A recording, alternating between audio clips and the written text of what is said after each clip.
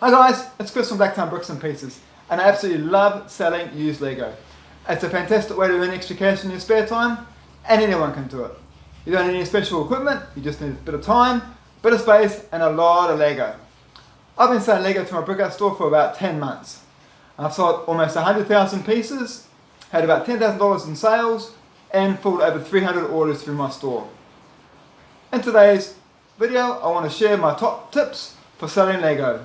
I've just taken a break from sorting, so I hope you find this information useful. Give me a thumbs up, hit the subscribe button to see my other videos. Okay, let's get started. Tip number 1. Make sure you have good quality control practices in place. Make sure you only sell good quality Lego, no fakes, no defects, no scratches, no imperfections at all. You want to make sure your customers know that your products are good and very good priced as well. You don't want people complaining about your stock. The last thing you want is people asking for refunds or not wanting to come back to your store. If you only sell good quality stuff, people are only going to come back to your store again and again and again. They're going to leave good feedback, and you can just watch your profits rise simply by making sure that your stock is of good quality and customers are happy with what you're selling. Tip number 2 is all about customer service. You want to make sure people remember your store for positive reasons. You want to make sure the customers know that your pieces are of great quality, your customer service is excellent, and if there's any issues, they can talk to you directly and you can resolve these issues as quickly as possible. I let all my customers know that all my products are guaranteed 100% refund. If they're not completely satisfied, I'm more than happy to give refunds, no questions asked. I don't even ask to see the pieces.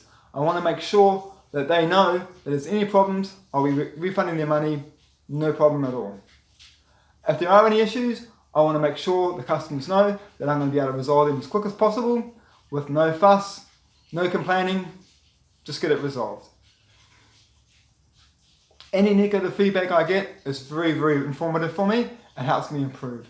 So whenever someone gives me negative feedback or they're not quite sure about a certain product, I want to make sure I can resolve that issue as quickly as possible so they can place an order and I can move on to the next customer.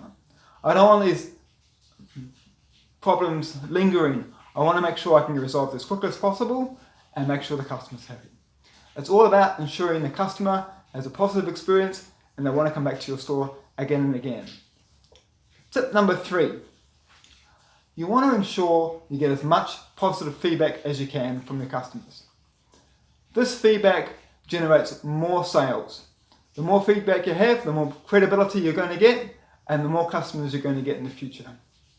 Every single one of my sales is accompanied by a cover letter explaining how to leave feedback. So my customers know exactly how to leave feedback, and I also tell them in this letter that if there's any issues, please contact me directly so I can resolve any issues. This feedback is important. Other customers are going to come to your store, they're going to see the feedback, they're going to see how you resolve issues, and it's going to build trust with your brand and with your store. A lot of people will be more than happy to pay a few extra dollars for the entire order if they know that your customer service is good or your feedback is positive, and they have a lot more trust in your store if they know other people have bought from your store in the past. So number 4 is all about bulk bags. A lot of my stuff I sell in bulk bags. The 1x1 bricks, the 1x1 plates, a lot of the small clips. Anything that's small, worth under a cent, I bag these up and sell them in bulk bags. The price is cheaper for customers to buy in bulk bags, and it's easier for me just to grab a whole bag of 10 or 20, chuck it in an order. I'm not going to be counting through 1 or 2 or 3 pieces for a couple of cents. It makes sense for them because they're saving money and they're buying a whole bunch at one time, and it makes sense for me because I don't have to count these pieces. A lot of these pieces I simply weigh, and I always add more than what I think is the right amount. It's usually about 5 or 10% more, just to make sure the customer knows that I'm grateful that they've taken a lot of stock off my hands and I don't have to count it all. This also works really great for your stats. You're selling a 50 bag here, a 20 bag here, it's going to boost up your sales. And it's going to make sure the customer buys a lot more because if they see these small items really cheap, they're going to buy that, and then they're going to buy other stuff as well because they're already paying postage, so they want to buy as much as they can to utilize the postage they're already paid. So think about this when you're sorting Lego.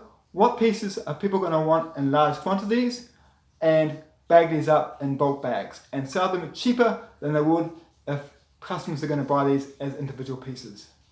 Remember, you want to make sure your customers remember you. This is a fantastic way to build rapport with your customers because they know they're going to get great deals on bulk bags, and at the same time they can buy other stuff at your store too.